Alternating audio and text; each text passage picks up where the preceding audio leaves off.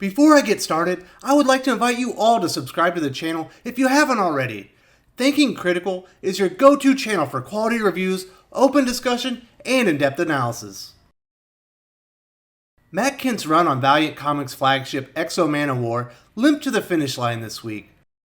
The Kindt-led series started excellent but lost momentum halfway through the run, coinciding with the Harbinger Wars II event. Artist Tomas Giorello recently joined the creative team for the hero story arc and appeared to rejuvenate the title. In the end, it was just window dressing. Aric of Dacia and Valiant readers deserve so much more than what the series and publisher devolved into.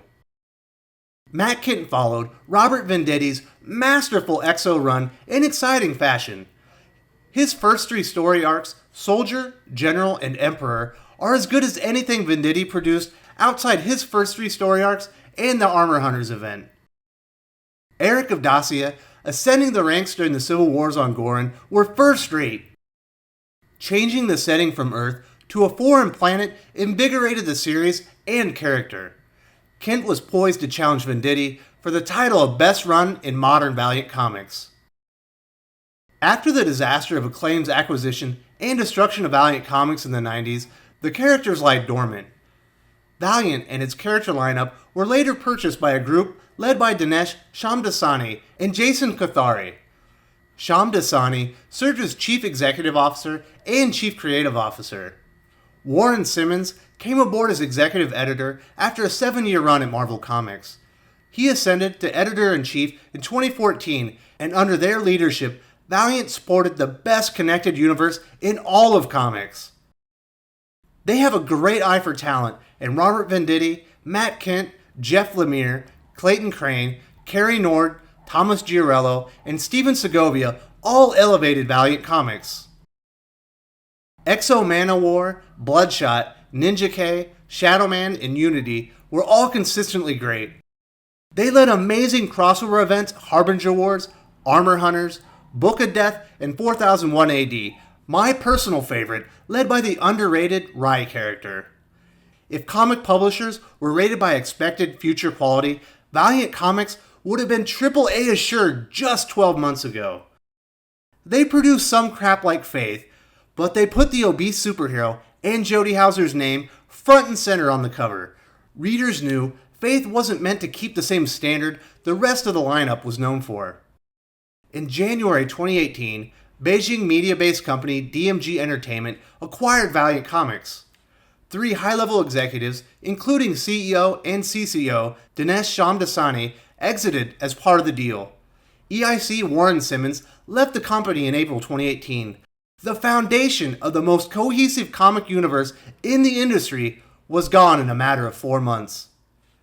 This is about taking it to the next level, said DMG founder, CEO Dan Mintz. I am not looking on expanding from a publishing standpoint, but from a motion picture standpoint. The search for the next MCU claimed yet another victim. In April 2018, executive editor Joseph Illich became the first major Valiant hire post-acquisition. In an introductory interview with Newsarama, Illich declared obese, body positivity meme Faith Herbert his favorite character at Valiant. In hindsight, readers should have abandoned ship at this very moment. Prior to the launch of Harbinger Wars II in May 2018, writer Matt Kindt wrapped up X-O Manowar's adventures on Gorin. The creative direction appeared out of nowhere and left many plot holes. Harbinger Wars II was led by Kindt himself, and it appeared Aric of Dacia's inclusion was a last-minute decision. The original Harbinger Wars was a great event, bridging every corner of the Valiant universe. Readers were excited for the new event, led by fan favorite Amanda McKee. Aptly named Livewire, the character interfaces with and controls electronic machines. Harbinger Wars II was setting the character up for a meteoric rise in the Valiant universe. During the Harbinger Wars II event, X-O Manowar went on hiatus of sorts. Rather than crossing over with the event, the series went back to Aric's time as a Visigoth warrior before becoming X-O Manowar. This wasn't new for the series. It's featured plenty of flashback stories before. What was new was the low, and I mean very low, story quality. I've read every issue of X-O Manowar since it relaunched under Robert Venditti and Valiant Comics. This was the first prolonged period of substandard storytelling on the series in modern Valiant history. It was the most boring, pointless X-O story Valiant ever told. It was seemingly a means to introduce Sabbath, a character with prophetic visions who popped up later in modern times in X-O issue 22. Harbinger Wars II was an even bigger disaster. The story featured government agents hunting down teenage psiots, Valiant's version of mutants.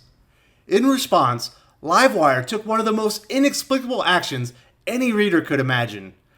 She shut down the entire power grid in North America, likely killing thousands, if not hundreds of thousands, of innocent people. The event, meant to launch Livewire to the forefront of Valiant, turned her into a mass murderer.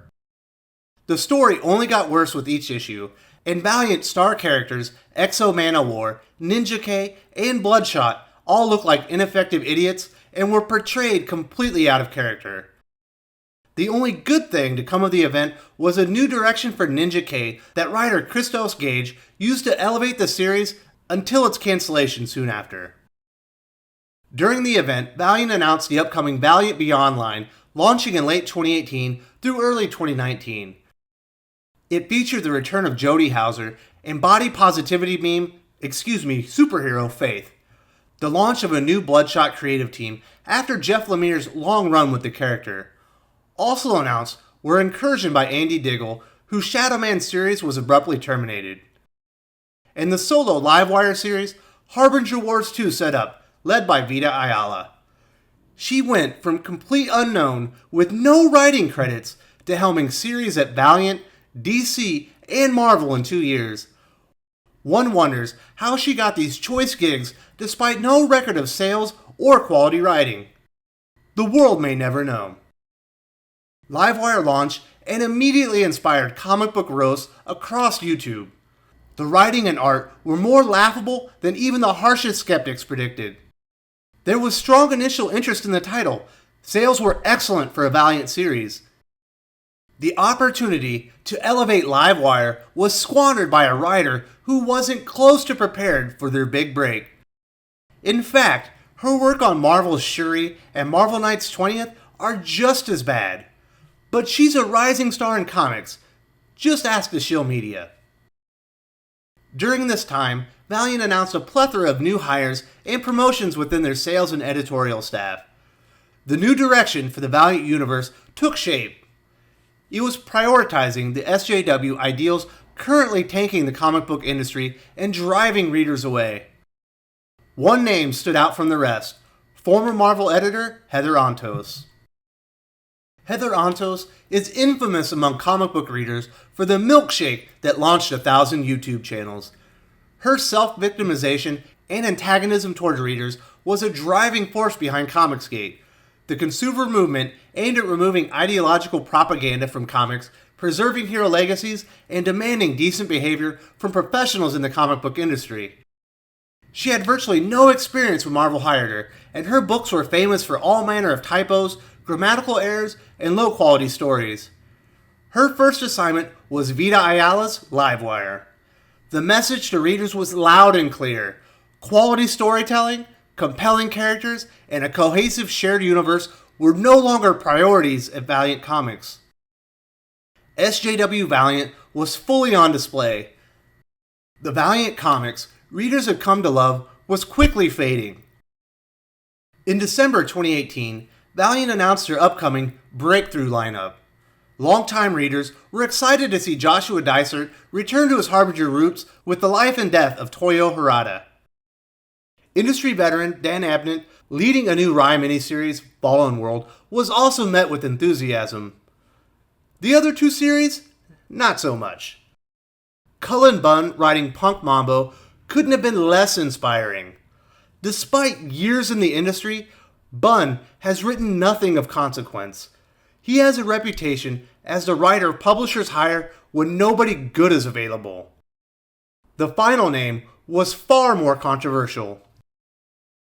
B. Claymore is infamous for his Great Big Hawaiian Dick Kickstarter campaign. He's currently over 3 years past due without delivering a single book. In spring 2018, he cemented his terrible legacy further in a private chat with Taylor Esposito and other comic pros. He conspired to trigger comic book critic Richard C. Meyer's PTSD at a convention. Meyer is an outspoken critic of the current state of the comics industry. He also served multiple tours of duty in Iraq and Afghanistan while in the Army and Marine Corps. To my knowledge, Richard has never been diagnosed with PTSD despite his years of service in war zones. In fall of 2018, Moore finally put his plan into action with another comic industry critic, Phil Cummings. Cummings criticized B. Clay directly and demanded a refund for supporting his Hawaiian Dick Kickstarter. Cummings had just returned from serving 6 months in Afghanistan. While on a date with his wife, Moore confronted him in person and tried to goad Cummings into a physical altercation. Captain Cummings, as he's affectionately known, was too smart to take the bait, but did record the last part of the incident. Moore is a serial harasser of war veterans. Valiant writer B. Clay Moore thinks it's appropriate to trigger combat stress-related illness in retaliation for fair criticism. B. Clay Moore and Heather Ontos are the new faces of Valiant Comics, and it ain't pretty. X-O Manowar never truly recovered from the new creative direction at Valiant Comics. The 2 story arcs following Barbarians were better for sure, but it was never really the same, just like Valiant Comics in general. The Ninja K and Shadowman series ended. I personally dropped the latest Bloodshot series. It became repetitive, and Valiant isn't the same quality anymore. X-O didn't even defeat the bad guys in his last story arc. He chased them off Earth and sent some giant sentient robots to find them. He seemingly lost the will to be a hero, much like Valiant lost the will to produce good comic books. The series will relaunch in November with Dennis Hopeless Hallam at the helm. If you've read his latest Vader series from Marvel, that's not a good sign at all. Will Valiant produce quality comics in the future? Yes. Even a broke clock is right twice a day. The newest Rise series, Fallen World, looks really good. Dan Abnett is a quality writer. Ride, being my favorite series ever, certainly helps pique my enthusiasm. Valiant recently announced the next team for Bloodshot before the release of the Vin Diesel-led movie. Tim Seeley is a pretty okay writer, and Brett Booth is an amazing artist. Even so, I'm not sure I'm willing to invest in a new Bloodshot series after Rising Spirit and the new direction of Valiant Comics. Series like Livewire, with its terrible writing and art, are more par for the course these days. Valiant Comics has planted its flag for SJW culture, which doesn't prioritize quality art or storytelling. Only representation and stories championing their far-left causes matter. Series like Soy Lords are the new calling card of Valiant Comics. They even cast former Star Wars author Chuck Wendig and Michael Burnham from Star Trek Discovery. If I cared enough, I could probably figure out whose likeness they stole for the other 2 characters. Anyhow, Valiant Comics and I are on a break. I'll see her when Fallen World comes out, but otherwise, I'll be avoiding the newest SJW comic publisher like the plague. If you're still here, thank you very much, and I invite you to follow me on Twitter. My handle is @wes_from_TC. I talk comics and movies nearly every day and post comic book recommendations for books I don't review on the channel weekly. If you follow me, shout me out in a tweet and let me know so I can follow you back. I love talking comics and pop culture and want to interact with you there as well.